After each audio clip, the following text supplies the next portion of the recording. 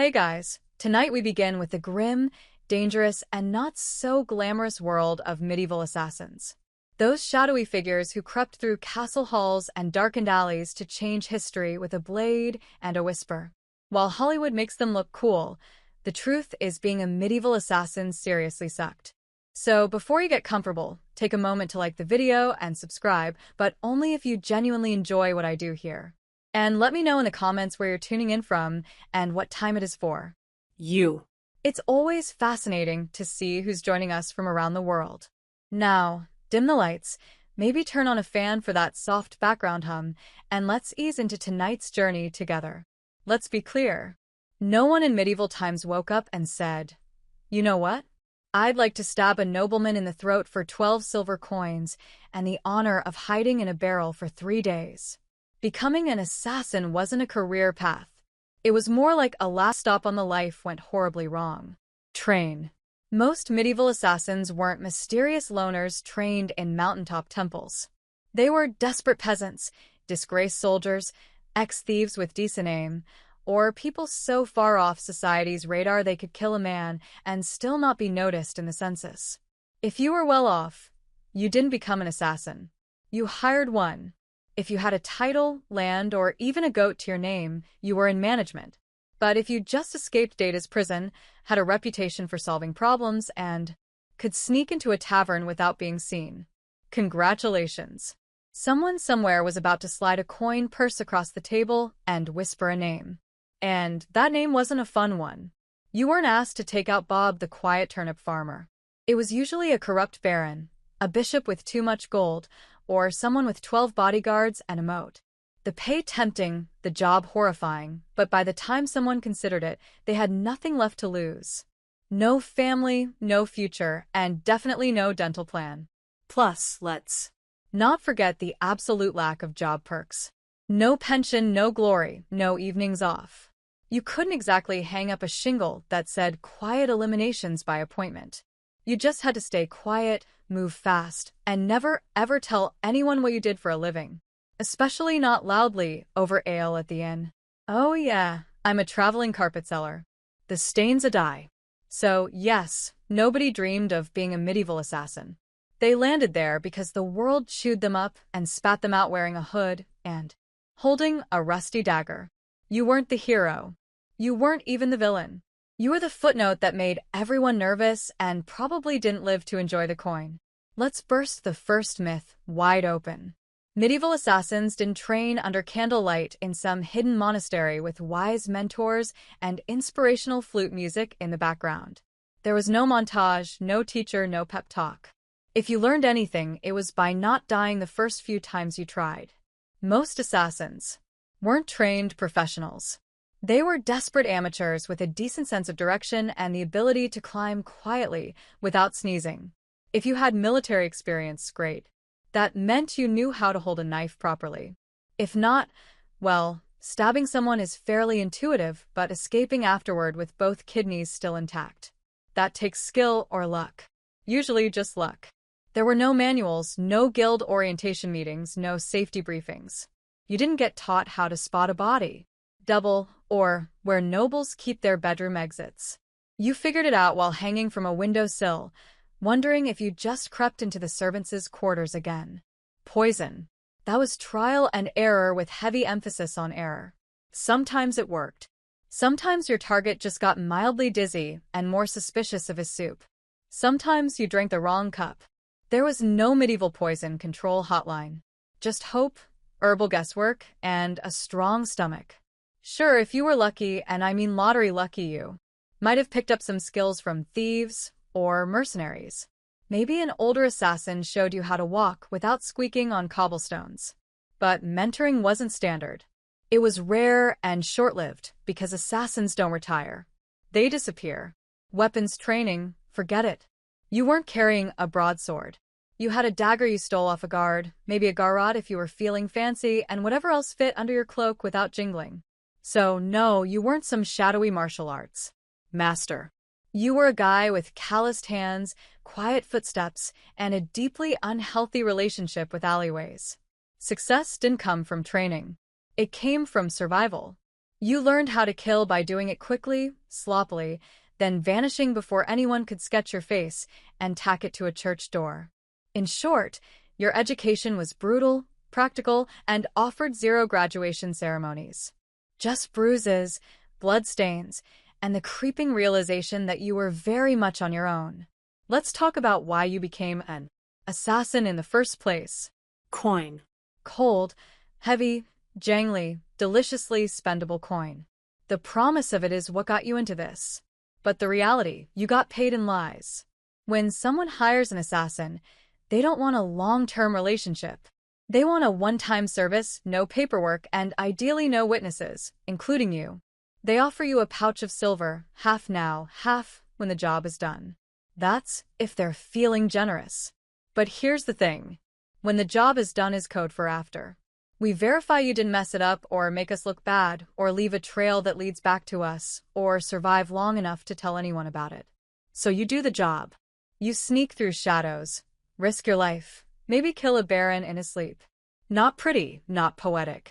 And when you return, yes, about that payment, the client fled terribly sorry. Or worse, they try to kill you. A knife to the gut is cheaper than a bonus. And even when you do get paid, it's never quite enough. Not for the risk, not for the blood, not for the 3 days you spent hiding in a haystack with fleas and moral regret. You get a handful of coins, a curt nod, and a reminder. You were never here. Also, fun fact, some contracts were fake. Political traps. You'd be told to assassinate someone dangerous only to find out it was a decoy with guards waiting. Congratulations. You just walked into a sting operation with your name already carved on the gallows. And even when the deal was real, you couldn't exactly go to court and file a complaint. Your Honor, I'd like to sue Lord Edmund for breach of assassin contract. The only court you'd see was the one where you were the exhibit. So you learned to take what you could, demand payment up front, and trust absolutely no one. Not even the greasy little scribe who swore this job would change your life. It did, mostly by shortening it. Being an assassin meant living on broken promises and vanishing before they broke you. So, you've taken the job. You've been lied to about the pay. You're probably going to die. Now let's talk. Gear. Forget the fantasy novels and sneaky video games. There were no retractable wrist blades, smoke bombs, enchanted daggers, or crossbows that folded neatly into your boot. Your toolkit consisted of whatever you could steal, sharpen, or hide beneath a tattered cloak without clanking. If you were lucky, and I mean found a gold coin in a dead man's shoe, lucky you had a good dagger. Not ornate, not curved like a dragon's tooth. Just sharp, hopefully rust-free, and ideally one that didn't smell like the last guy you stabbed with it. Poison. It existed, sure, but it wasn't as glamorous as a slow drip into a wine goblet. Most medieval poisons were unpredictable, made from plants, minerals, or toad guts. Some worked instantly. Some took hours. Some made your victim vomit for 2 days and then recover. Angrier, and now very suspicious of stew. Ropes occasionally useful. You could strangle, climb, or tie something up with one, but you'd better know how to use it fast because nothing kills the mood like trying to wrestle someone while muttering, "Wait, which knot goes under again?" Bows. Effective, yes, if you had one, knew how to shoot it, and weren't trying to smuggle it through a palace disguised as a flower arranger. Most assassinations were up close and personal. No time for elegant marksmanship, just quick, quiet, and hopefully not messy enough to slip in. And you didn't get backups. If your blade bent, broke, or fell down a well, time to improvise. Slate roof tile. Maybe. Rusty nail. Worth a shot. Shoe buckle with intent. Desperate times. You carried your tools hidden in hems, boots, or inside hollowed-out bread if needed. And you kept them close, not for safety, but because in this line of work, your weapon was your best friend, your boss, and your only retirement plan. There were no upgrades, no tinkering with gear between missions. You didn't polish your kit. You prayed it didn't betray you mid-strike because in the end, it wasn't the weapon that did the killing. It was you alone, poorly equipped, and expected to perform miracles with a spoon and a prayer. Assassins weren't hired to take out random drunks in back alleys. No one paid you to stab Jeff, the sleepy candlemaker. Your targets were important. Nobles, bishops, military officers, sometimes even royalty. And those people, they were very hard to kill. First, there were the guards. Not one or two dozens. Armed, armored, and well-fed. Some guarded the front, some the back. Some just stood there looking intimidating, daring you to blink wrong. You'd spend days memorizing patrol patterns, door creaks, and exactly how many stairs it took before the knight with asthma needed a breather. Second, there were walls. Castles didn't have front porches. They had gateous murder holes, and most full of things that bite. If you didn't fall into the water, you still had to worry about arrow slits and boiling oil. Yes, boiling oil. Your job description included may get flamed for peeking. Third, there were the servants and staff, the cooks, scribes, and stable boys. One wrong look from you, and they'd be whispering to the guard captain faster than you could say, "I'm just the herbalist." Assassins weren't just fighting swords.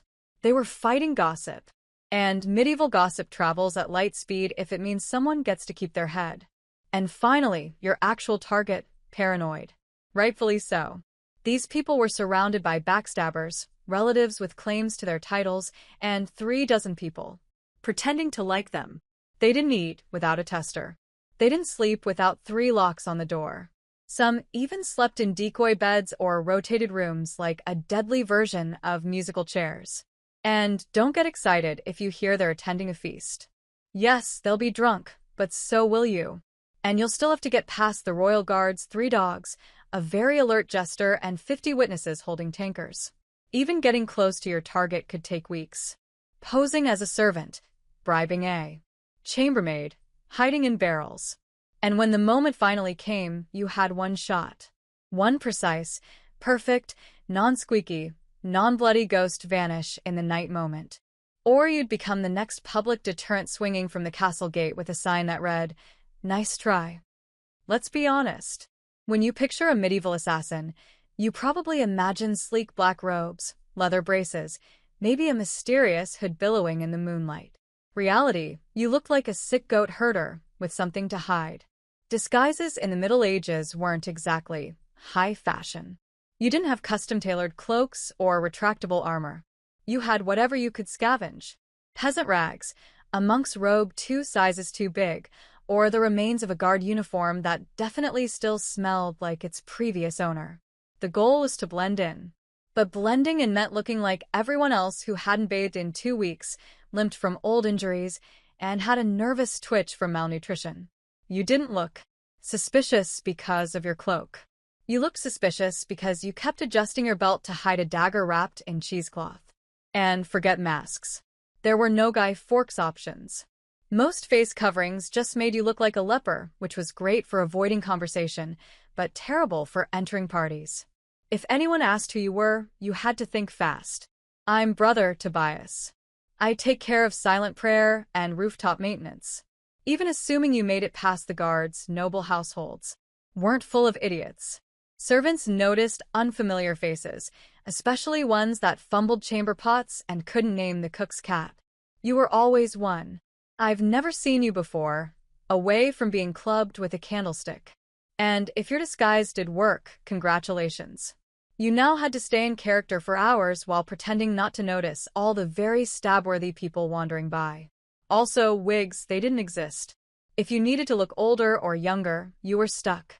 Smearing dirt on your face, squinting, and hoping no one got close enough to notice that your beard was glued on with honey.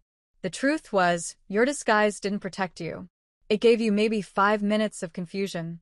After that, you had to be gone, invisible, or very, very convincing.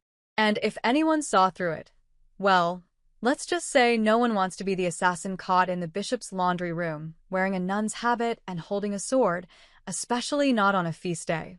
In medieval times, if you were an assassin, you didn't have a team. You didn't have a sidekick with a crossbow, a clever alchemist in a secret lair, or a handler who gave you coded scrolls and warm encouragement. You had a rusty dagger and crippling trust issues.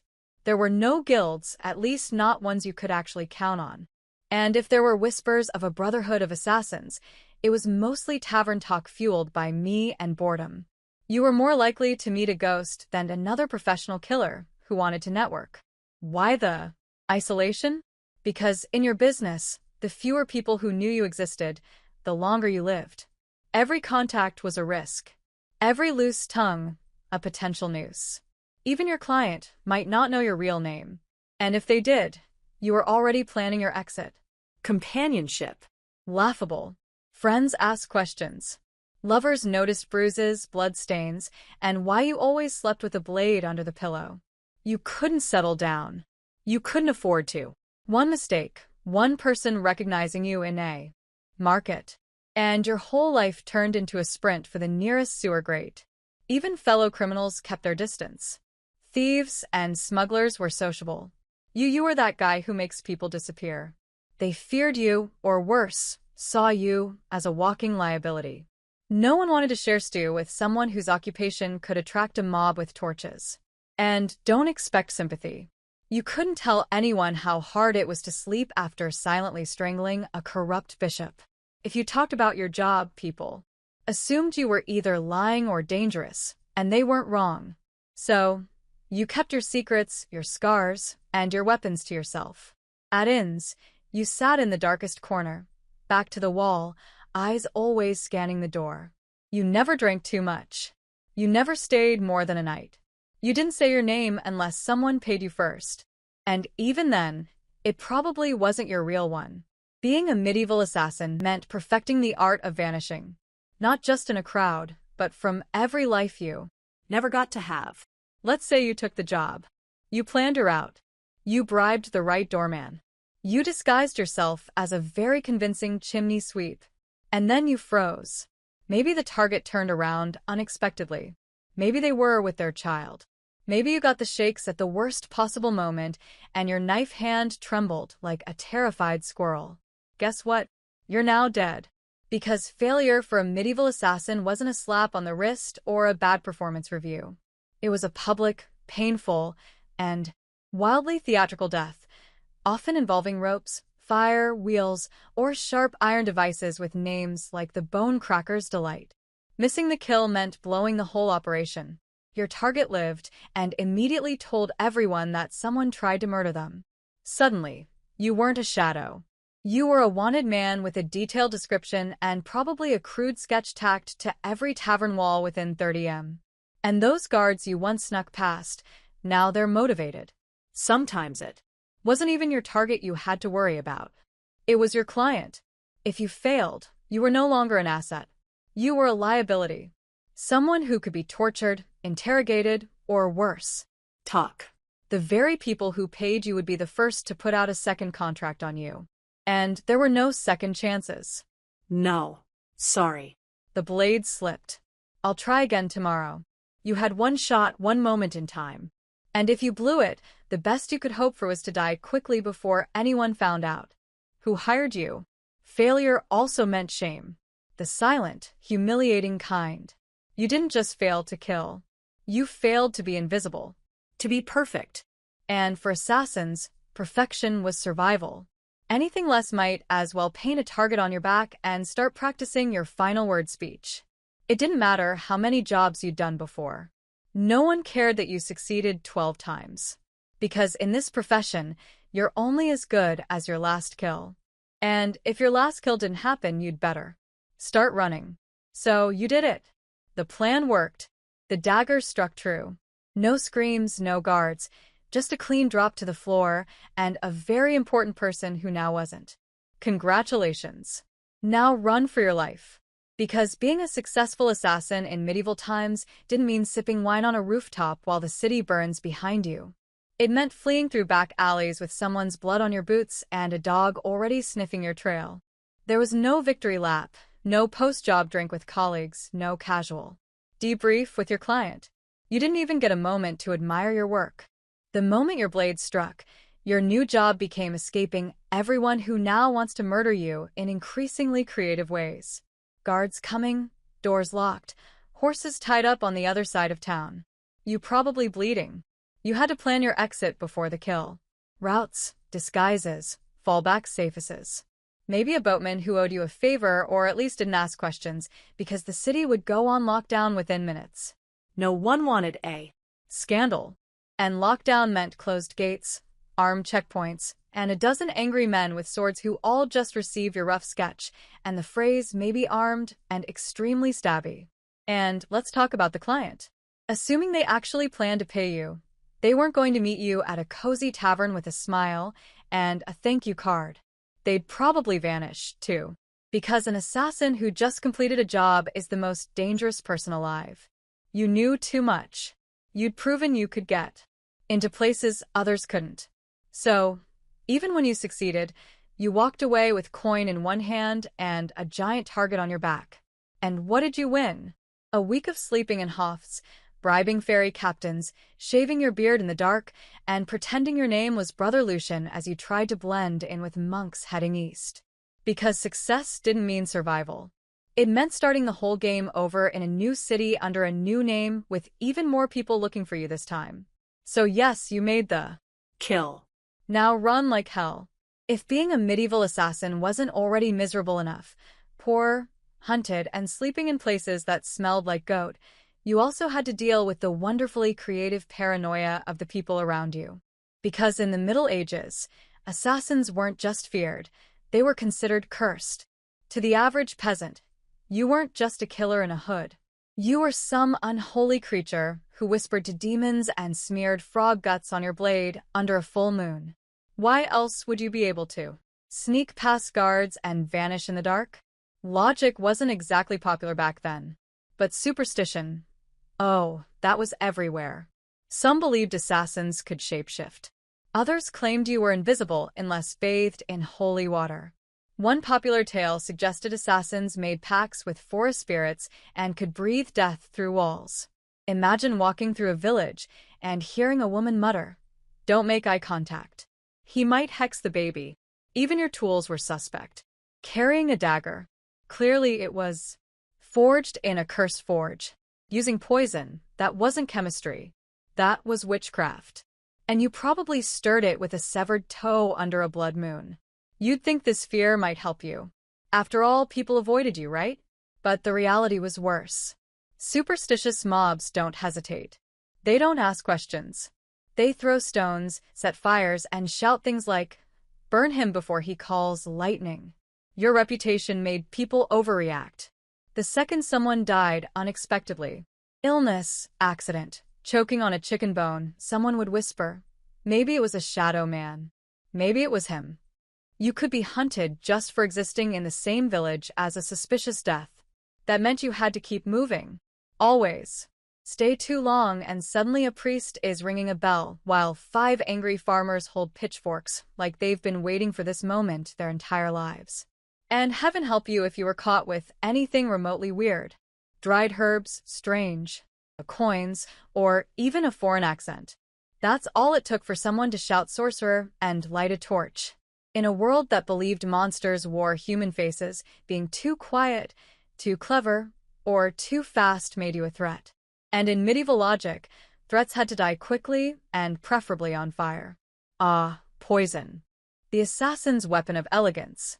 A quiet kill, no mess, no screaming, no steel on bone, just a sip, a stagger, a sigh, and done. That's the theory. In practice, poisoning someone in the Middle Ages was like trying to win a bar fight with herbal tea and a bad attitude. First off, poisons weren't reliable. You didn't have access to purified cyanide or a neat little pill labeled fast-acting doom. You had plants, mushrooms, minerals, maybe the occasional toad. You had to gather, grind, and pray. And even then, it might just give the target a stomach ache and a renewed commitment to his anti-acid guard team. There was no scientific measurement. You didn't dose precisely. You eyeballed it. A pinch too little, and the noble just vomits and cancels dinner. A pinch too much, and you die from exposure before the first course is served. Also, medieval kitchens were chaotic. You couldn't just waltz in and season the soup with nightshade. You had to bribe or impersonate a cook, sneak in while no one was watching, or worst of all, try to poison a meal that would go through 3 tasters and a dog. Yes, a dog. And if your victim was a noble, they didn't just eat food. They treated it like a military operation. Meals were tasted, blessed, and sniffed by everyone from the steward to the jester. By the time the food hit their plate, it had passed through more security than a royal wedding. Even assuming you did it, you slipped in the poison. It wasn't detected, and the target actually ate it. The next part was wildly unpredictable. Some poisons took hours, some took days. One minute your mark is laughing at a joke. The next he's clutching his stomach and demanding to see his astrologer. And if they survived, guess who they'd blame? Not the cook. Not the taster. You, the quiet man with the herbal knowledge and twitchy eyes. So poisoning wasn't efficient. It was risky, slow, and full of variables, none of them in your favor. And if you were caught, you didn't get a quick death. You got interrogated with tools until you confessed to poisoning everyone from the duke to the dog. You'd think that if you successfully changed the course of history by removing a tyrant, sabotaging a royal bloodline, or silencing a political threat, someone would remember your name. Nope. You were an assassin. That meant your name was never meant to be remembered. At best, you were a rumor. Some hooded figure, a foreigner with cold eyes, or the quiet man who never finished his ale. You might have pulled off the most legendary hit of the century and still ended up as a mysterious death in the official record. In fact, that was the point. Your client didn't want a story. They wanted plausible deniability. The fewer people who knew who did it, the safer they were, and the less likely they were to end up poisoned by their own assassin. So, your name was buried the moment the job was done. If you even used a real one, you didn't sign your work. You didn't brag. You didn't keep trophies. You didn't exist outside the moment of the kill. And if someone did know your name, that was a loose end. And in your profession, loose ends had a very short shelf life. And forget about honor. There were no medals for silence. No. Stone monuments for the man who stopped a war with one dagger in the night. If a noble wanted a statue, they commissioned one for themselves. You got a wooden box, an unmarked grave, or if things went really badly, a head on a spike labeled traitor. Sometimes your name was known only so it could be cursed. You'd become a whispered warning. Don't cross the king. Remember what happened to Lord Ulrich? Yes. And the man who did it gone like a ghost. That was your legacy. Not fame, not fear, just absence. You weren't supposed to leave a mark. You were supposed to vanish. And if you stuck around long enough to be known, that was a fatal mistake because in the medieval world, heroes got remembered. Assassins got erased. So you survived. You got the job done. You even managed to get paid. A miracle in itself. Now all you have to do is lay low, keep your head down, and trust that your client will honor the deal and protect your identity. Right? Wrong. Because in the world of medieval assassination, there was one rule even. More sacred than don't get caught. Never trust anyone, especially the person paying you. Your client, be they a noble, a merchant, or a bishop with ambition and very loose morals, didn't hire you out of respect. They hired you because they needed something awful done, and you were the sharpest tool in the shadows. Once the job was complete, you became a liability. You knew too much. You knew who wanted who dead, when, why, and possibly how much they were willing to pay for it. That made you dangerous not just to their enemies but to them. So, what did they do? They ghosted you. They denied they ever met you. Or worse, they sent someone else after you to clean up to tie off the contract with something sharper than ink. There were even cases where clients double-booked, hiring one assassin to do the job and another to kill the first one immediately after. No refunds, just reduced risk. And if you dared try to blackmail a client, threaten to expose them, that was bold. And also your final mistake. Because powerful people in the Middle Ages didn't negotiate with assassins. They crushed them. If your client had a shred of honor, a rare species indeed, you might get paid and left alone. But even then, you'd still have to assume they were watching you from a distance with someone already sharpening steel and memorizing your walk. You were the secret that couldn't talk, the shadow that couldn't stay. Even success wasn't enough to earn trust. Because in their eyes, if you killed once, you could kill again. And no one, not even the person who hired you, wanted to be next. Let's say somehow you beat the odds. You survived the kills, the lies, the poisonings, the betrayals. You outlived your enemies, your employers, and probably your own sense of morality. Now what? You retire. Absolutely not. Because in medieval times, assassins didn't get retirement plans. There were no farewell banquets, no quiet cottages by the sea, no pensions paid in gold coins and grateful whispers. You didn't fade into a peaceful life. You vanished or you died, often both. The problem was simple. You were never safe. Even if you walked away from the job, your past didn't. You had too many secrets in your head, too many names in your memory, and too much blood on your hands. People didn't want you retired. They wanted you forgotten, which usually meant buried. And even if no one came after you, and that's a big if, you had to live with a constant fear that someone might. That a new assassin, young and eager to prove himself, had just received a contract for a shadowy figure who used to be someone dangerous. So, you changed your name again. You moved to a village where no one asked questions. You faked a limp, sold herbs, pretended you once worked as a guard. But even then, you didn't sleep well. You avoided crowds. You always sat facing the door. You kept your dagger under the floorboard next to the pouch of coins you never touched because it still smelled like the man you earned it from. And you couldn't trust yourself either. Years of silent killings and quick escapes did something to your brain.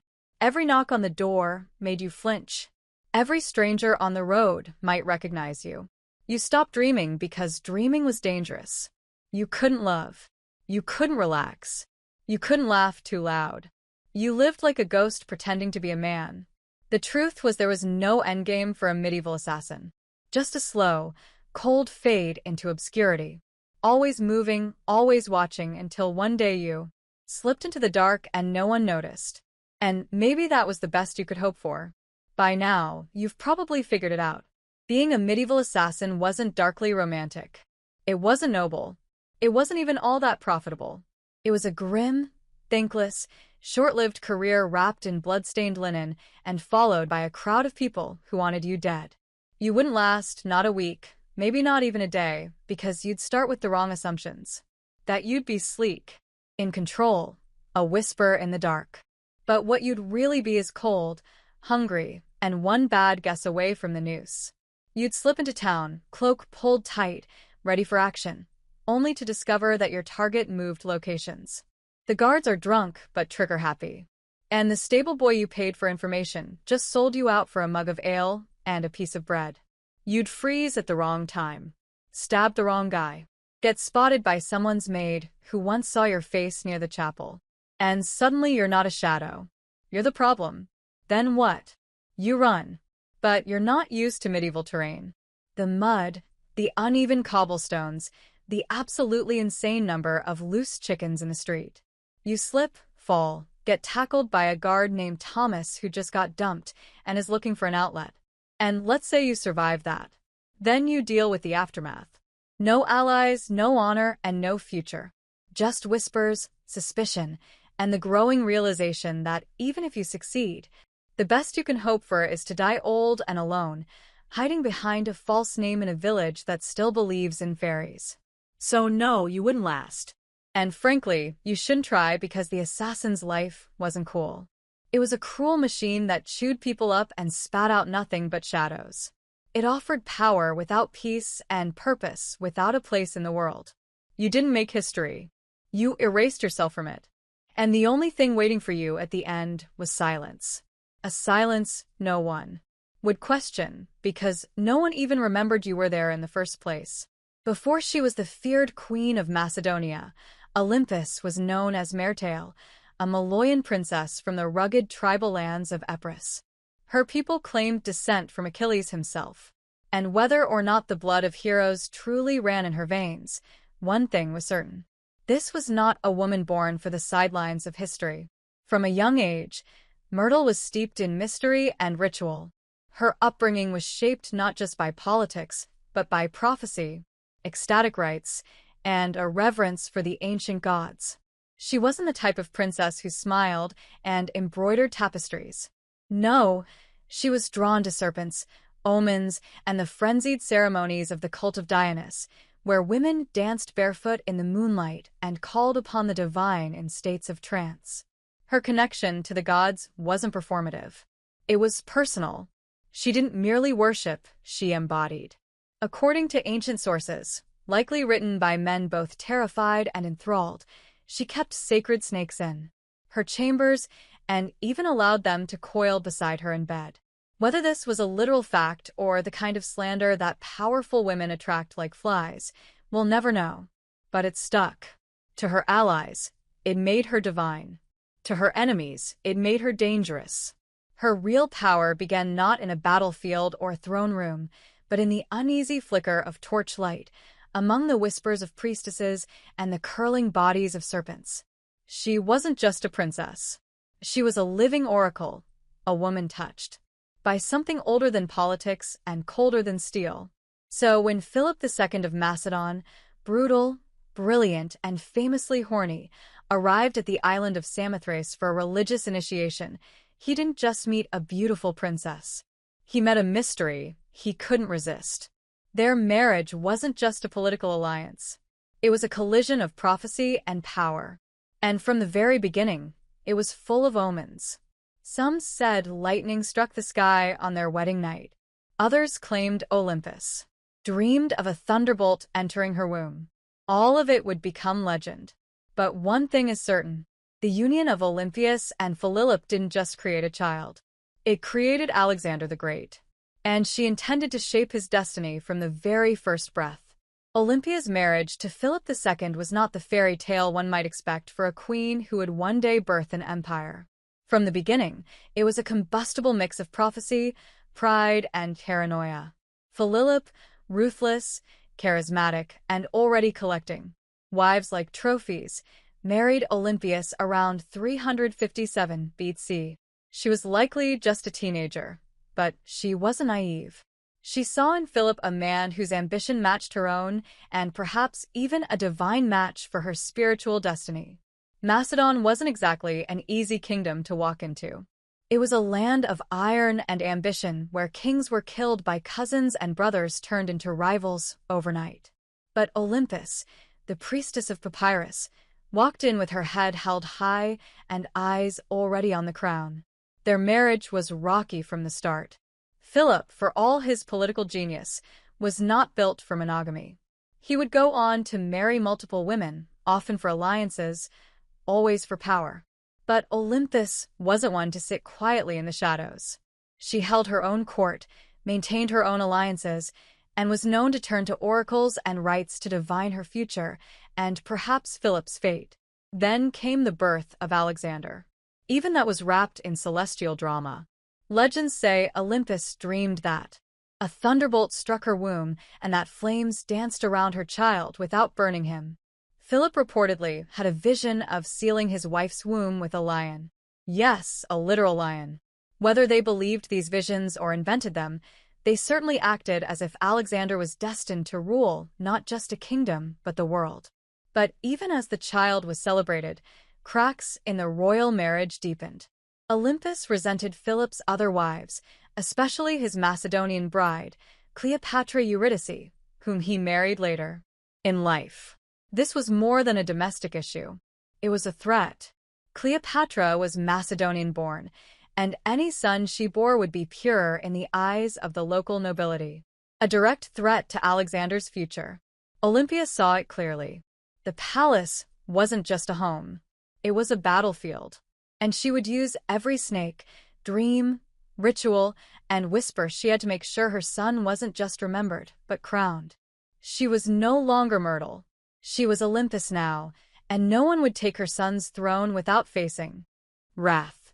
By the time Alexander was a teenager, the Macedonian palace in Pella had become a war zone of veiled insults, political maneuvering, and bitter rivalries. Olympus wasn't just fighting for influence. She was fighting for survival. She knew that the court was filled with snakes, but she was the one who taught them how to bite. Philip II had begun to distance himself from her.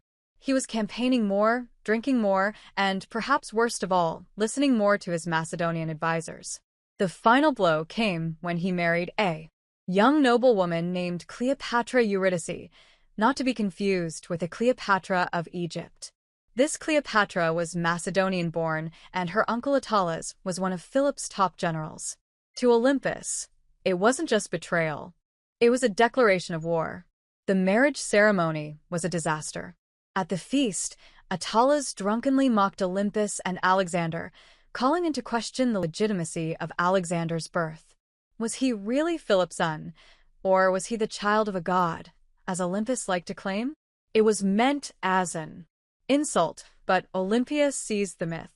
Let them whisper. Let them believe her son was touched by Zeus. It made him untouchable. Alexander stormed out of the feast. Olympia left Macedon entirely, retreating to Apris. But her exile was not defeat. It was strategy. In her homeland, she was still royalty. She could gather support, whisper in ears, and watch as Philip's palace began to rot from within. She didn't need to be physically present to be dangerous. Then came the shock wave. Philip was assassinated at his daughter's wedding just as he was about to invade Persia. Just as he was on the verge of crowning himself not just king of Macedon but potential emperor of the known world. The question that echoed through every marble corridor and torch-lit hall was the same. Who did it? Was it Persinius, the jilted bodyguard who carried out the act? Was it the result of court intrigue? Was it Alexander himself? Or, whisper it softly, was it Olympus? No one could prove it. No one dared, but many believed it. After all, within days, Cleopatra Eurydice and her newborn child were dead. Murdered, some say, by Olympus herself. The serpent had returned to the palace, and now nothing stood between her son and the throne. With Philip dead and Macedon in mourning or confusion, Olympias made her move. While others scrambled to understand the chaos, she acted swiftly, brutally, decisively. First, Cleopatra Eurydice, the young Macedonian queen and rival wife, was eliminated. According to chilling accounts, Olympus didn't just have her Killed. She made her death symbolic, public, humiliating. Some say Cleopatra was forced to hang herself after watching her infant daughter be murdered. Others claim Olympus had the child thrown onto a funeral pyre. What's agreed upon is this. No mercy was shown. Olympia understood what many mothers in ancient courts refused to accept. In a royal palace, mercy is a liability. A rival child, no matter how small, is a future war. And Olympus was done playing defense. With Cleopatra and her bloodline erased, she could turn her attention to securing Alexander's throne. Her teenage son, bold, brilliant, already trained by Aristotle, was declared king without serious opposition. But don't be fooled. It wasn't just his charisma or his father's legacy that made it possible. It was Olympus. She knew which generals to threaten, which nobles to flatter, and which enemies to quietly remove. She wasn't just protecting her son's rise, she was engineering it. Alexander himself didn't always approve. He reportedly disapproved of the violence against Cleopatra's family. But he also didn't stop it because deep down he knew what Olympus had always known. Power demands blood. And in Macedon, bloodlines were both a blessing and a curse. With her son now king, Olympias began to recede slightly from public life. But this was no retirement. She simply shifted from open strikes to whispered influence. As Alexander prepared to launch his conquest of Persia, she remained behind, not as a passive queen, mother, but as the spiritual guardian of his destiny. She sent him sacred relics, consulted oracles, and performed rituals on his behalf. To Olympus, her son's mission wasn't just military. It was divine. Alexander wasn't going to war. He was fulfilling prophecy. And as long as she drew breath, no rival, Macedonian, Persian, or otherwise, would derail that divine plan. She had crowned her son. She had cleansed the palace. Now she would guard his empire, from behind the curtain with teeth bared. As Alexander marched east to conquer the known world, Olympus remained behind in Macedon. A queen without a throne but not without power. Her official title was Queen Mother. But make no mistake, she ruled in all but name. Though regency was technically handed to Antipater, one of Alexander's trusted generals, Olympus refused to be sidelined. She wrote letters to her son constantly advising, warning, sometimes chastising him. These weren't the sweet letters of a doting mother. They were political briefings laced with oracles and venom. And Alexander, thousands of miles away, read every word. She reminded him who his true enemies were. She questioned the loyalty of his companions.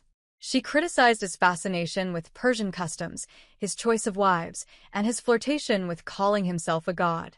No one else dared say these things to him. But Olympus was never afraid to speak as a mother or a priestess of divine will. Back in Macedon, Antipater grew increasingly resentful. Olympia undermined him at every turn. She used her status, her religious authority, and her family ties to stir opposition against him. She had influence in Epirus, in Thessaly, and among the aristocracy. She could spread rumors like wildfire, and with Olympus, a whisper could be deadlier than a sword. Meanwhile, her letters to Alexander became more urgent. She warned him of Antipater's ambition, painting him as a second Philip, ready to betray and usurp. Whether she truly believed it or simply feared losing her grip, she kept pressing her son to act. Alexander, however, hesitated. He needed Antipater to keep order in Greece while he fought in Asia. And so the rift between mother and general widened. Olympia watched. She waited. But beneath her religious robes and maternal concern, she was growing impatient. She hadn't endured years of palace warfare to be ruled over by an old soldier. As Alexander's empire stretched from the Ion to India, Olympia saw cracks forming. He was taking on too much, trusting too many foreign advisors, and drifting away from the mother and the gods that made him. She believed his victories came from divine favor and from her. And if he forgot that, well, Olympus knew how to remind kings who they really were, even if that king was her own son. When news of Alexander's death in Babylon reached Macedon in 323 B.C., it didn't arrive like a trumpet. It arrived like a dagger. For Olympus, it wasn't just the loss of a son. It was the collapse of a world she had spent decades building. Her boy, the divine storm she had prophesied, raised, unleashed, was gone. And he'd left. Behind no clear heir, no single successor, only chaos. The mighty empire he carved out was already fracturing. Generals, his so-called successors, were already dividing it up like jackals around a corpse. Antipater still held power in Macedon and Greece, and he had no love for Olympus. Worse, her daughter Cleopatra, Alexander's sister, was being courted by rival generals for marriage, each one hoping to use her bloodline as a claim to the throne. Olympia saw what was coming. Civil war wasn't a possibility. It was inevitable. And once again, she would have to act. But she no longer had Alexander. What she had instead was his bloodline. His young son, Alexander IV, born to Roxana, the Bactrian princess Alexander had married. Roxana, still in Macedon, was vulnerable. The boy was even more so. Olympus recognized that the infant was now the last true piece of her son's legacy, and that made him a target, but it also made him a weapon. She allied herself with Roxana and the boy, determined to protect them, and used the child's birthright to stake her own claim in the political battlefield. But the tide was turning. The generals who once bowed to Alexander had no interest in kneeling to his widow or his mother. They had armies now, ambitions and grudges. Olympus didn't flinch. She'd face snakes, traitors, and kings. A few warlords with crowns and stolen spears wouldn't scare her. So she plotted. She waited. She watched as Antipater died and was replaced by his son, Cassander, a man with ice in his veins and no tolerance for the old queen's games. It was only a matter of time before these two forces collided. The serpent mother of Alexander and the cold-eyed user who wanted her buried. Alexander was gone, but his shadow was still moving, and Olympus was still coiled within it, ready to strike. Years after Alexander's death, while his empire crumbled into civil war, Olympia made her most audacious move yet. She returned to Macedon, not as a grieving mother, but as a political force of divine fury. The regency had been splintered. Cassandra, the son of her old enemy, Antipa, was seizing power, and Roxana, along with young Alexander Iveh, was effectively imprisoned. Olympia saw the writing on the wall. If she did not act now, her grandson would vanish like a shadow at dusk. So she made a deal with Polyperchon, an aging general who still held a flicker of legitimate authority. Olympus would return, not to plead, but to rule. With Polypon's backing, she entered Macedon at the head of an army. And the moment her feet touched home soil, everything changed. Towns opened their gates. Soldiers defected to her side. Even some of her old enemies hesitated. Olympias, despite her age, was still a name that shook the ground. Then came her vengeance. One by one, she hunted down the loyalists of Cassander. And when she finally caught Philip III, Aratus, Alexander's mentally impaired half-brother and puppet king, she ordered his execution. According to some sources, his wife Eurydice was captured and given the opportunity to kill herself. When she refused, Olympus had her strangled. It was brutality veiled in royal protocol, and Olympus, ever theatrical, staged the scene like a goddess delivering justice. Her message was clear. Only the bloodline of Alexander had the right to rule. Everyone else was a pretender. For a brief, burning moment, Olympia held the kingdom in her grip. She had restored the dynasty. She had avenged betrayals. She had reminded Macedon what royal power looked like when wielded by a woman with nothing left to lose. But power in Macedon was like fire in dry grass. And Cassander was still out there calculating, biding his time. He returned with a vengeance. His army outnumbered hers, his resources deeper, his cruelty colder. Her allies began to abandon her. Polyperchon lost influence. The tide turned. Olympus, now isolated in the fortress of Pydna, watched as her enemies closed in. She had lit the match. Macedon had burned, and now the smoke was thick, and her enemies were at the gates. Olympus, once the most feared woman in the ancient world, now found herself besieged in the coastal fortress of Pydna, alone, cut off, surrounded by the army of Cassandra, who had come to finish what his father had started. But Olympus didn't beg. She didn't plead. For nearly a year, she endured the siege like a statue carved from divine wrath. Food ran short. Disease crept in. Allies vanished. Yet within the fortress walls, she maintained the same unshakable presence that had once shaken kings. To the very end, she carried herself not as a prisoner, but as the mother of a god. Cassandra, ever cautious, hesitated. He knew killing Olympus was dangerous. Even now, she carried a myth around her like armor. She was still the mother of Alexander the Great. To strike her down might seem like blasphemy. So he offered her safety. Surrender, he said, and her life would be spared. Olympia knew better. She had seen too many royal promises turn to ash. Still, hunger was no longer just a discomfort. it was death. Her garrison broke. Her followers surrendered. And Olympus, unbending until the very end, was finally handed over to her enemies. Cassandra didn't kill her himself. That would have been too simple and too merciful. Instead, he turned her over to the families of those she had executed during her brief return to power. Let them decide her fate. They condemned her to death. But here's the catch. When the executioners came, no one dared strike the first blow. Olympia stood tall, regal, silent, eyes fixed on them like an oracle staring through smoke. These were Macedonians. They had grown up hearing of her rituals, her visions, her snakes. They had once cheered her son as a living god. And now here she stood, a frail old woman cloaked in myth. And not a single man had the courage to swing the sword. So Cassandra sent others, foreigners, outsiders, people who had no memory of her power, only orders to follow. And thus, Olympus was finally struck down. Not with ceremony, not with dignity, but with silence. Her death marked the end of Alexander's bloodline in any meaningful Power. and with it, the final ember of an empire founded on divine ambition was snuffed out. But even in death, Olympus left behind a shadow.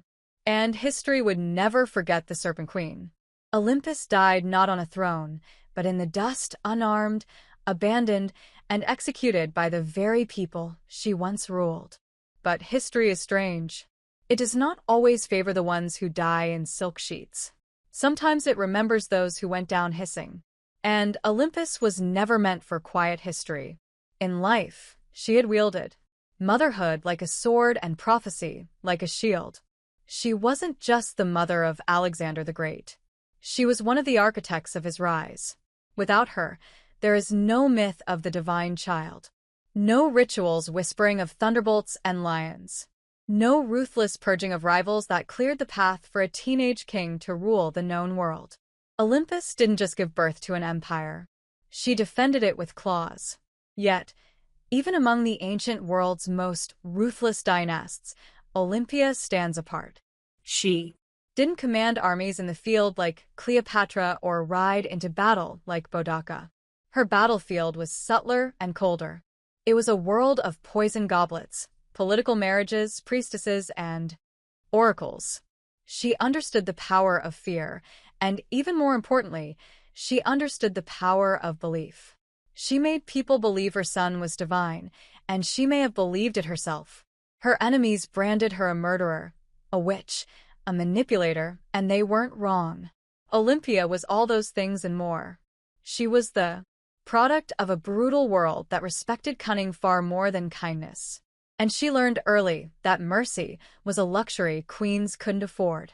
In the centuries that followed, she was both vilified and mythologized. Some called her a villain, others a visionary. But no historian, ancient or modern, could call her irrelevant. She haunted the legacy of Alexander like a phantom, always in the background, always just behind a curtain.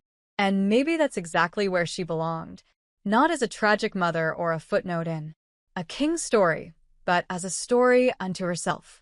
The woman who wrapped herself in prophecy, slept beside snakes, and outlived gods. Olympia's bones turned to dust long ago, but her legend endures in every tale of ruthless queens, in every whisper of blood-borne destiny, in every empire built on myth. She is still there, coiled in the dark, waiting. On the sun-bleached island of Crete, just a few miles south of the modern city of Heracleion, lies a ruin that feels more like a dream than a real place. Stone. Corridors snake in all directions. Rooms twist and double back. Staircases lead nowhere. It's easy to lose your sense of direction even today. This place is Knossos, the heart of Minoan civilization and the supposed inspiration for one of the most enduring myths in human history, the Labyrinth of the Minotaur. But before there was a legend, there was a palace. A palace unlike any other. Built around 1900 BC and expanded over centuries, Knossos wasn't just a royal residence. It was an entire city, under one roof, covering nearly 150,000 square feet. It featured over 1,000 rooms, light wells, storage magazines, shrines, workshops, and what may have been the first flushing toilets in history. It had running water, multi-story apartments, and an intricate system of air circulation. This wasn't a primitive fortress. It was an architectural masterpiece. To modern archaeologists, Knossos looks like organized chaos. To ancient visitors, it probably felt like magic. The man who brought Knossos into modern awareness was British archaeologist Arthur Evans. In the early 1900s, Evans excavated the site and quickly became convinced that this was the origin of the Greek labyrinth myth. The layout was disorienting, the architecture deeply symbolic, and everywhere he turned, he found motifs of bulls painted on walls, carved into stone, or sculpted into tiny golden charms. The bull, after all, was sacred to the Minoans. Evans even went so far as to name the civilization after the mythic king Minos. Whether Minos was real or not, his legend became inseparable from the ruins. But here's the twist. No one's found a literal labyrinth. No underground maze, no prison chambers, no Halfman monster. What we have instead is something far more mysterious. A city designed in loops, wings, and layers, deliberately difficult to navigate.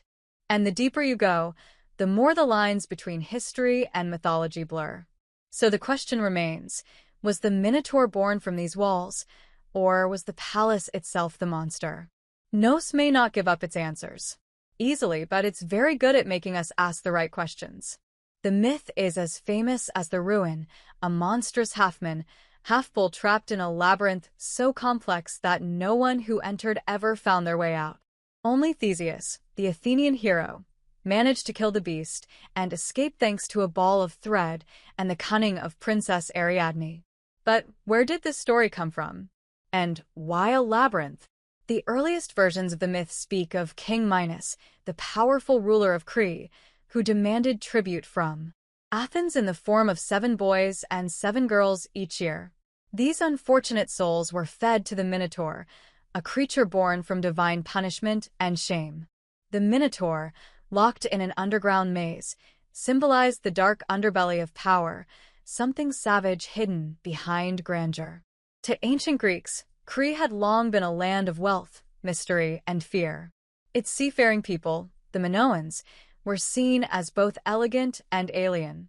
Their rituals involved bulliping, their artwork depicted strange gods, and their palaces were unlike anything on the mainland. To a visiting Greek from 1000 B.C., Nos might have felt like another world. The bull itself was sacred in Minoan culture. Frescoes show young men and women vaulting over charging bulls in ritual displays. Horns of consecration, stylized bull horns appear on rooftops and altars. Combine this with a palace that feels like a maze, and the ingredients for a legend begin to stir. But what if the miner wasn't just a monster? What if it was a metaphor? Some scholars believe the tale reflects a memory of Cretan dominance over the Ion, a time when Athens truly did pay tribute to a stronger, stranger power. The labyrinth could symbolize the political entrapment of weaker states, and the Minotaur, the raw, terrifying force behind Minoan rule. Others argue it's more psychological. The labyrinth as the unconscious mind. The Minotaur as our hidden urges, and Theseus the hero walking bravely into the darkness guided only by the thread of memory. Still, the myth remains tangled with numbers. The palace is the closest thing we've ever found to a real labyrinth. No monster, no Ariadne, but perhaps something deeper. Not just a myth echoing through history, but a history that was asking to become myth. Long before Athens raised its marble temples or Sparta sharpened its spears, there was the Minoan civilization, one of the earliest advanced societies in Europe. They ruled not through conquest, but through trade, art, and what seems like an almost supernatural command of architecture. At the heart of their power stood Knossos, a palace that wasn't just a seat of royalty. It was a hub of culture, ritual, and economy. The Minoans flourished from around 2600 to 400 B.C. Based on Crete, they developed a sprawling trade network that reached Egypt, Mesopotamia, the Levant, and even the distant shores of Spain. Their ships cut through the Mediterranean like silent arrows, fing pottery, saffron, bronze, and luxury goods. They didn't build vast armies. They built relationships, and that more than weapons made them rich. What's most striking about Minoan culture is how different it was from their later Greek successors. Their artwork celebrated nature, animals, and flowing human movement, not war or divine punishment. Frescoes show dancers, dolphins, and athletes vaulting over bulls. Even their goddesses are different. Powerful bare-breasted figures often holding snakes, symbols of fertility, transformation, or protection. At the center of it all was Konos, not a fortress on a hill, but a complex in a fertile valley. It had no massive defensive walls, suggesting the Minoans either felt secure on their island or projected enough power to make defense unnecessary. Their confidence was architectural. Multi-story buildings, colonnaded courtyards, and advanced plumbing systems hinted at a society far ahead of its time.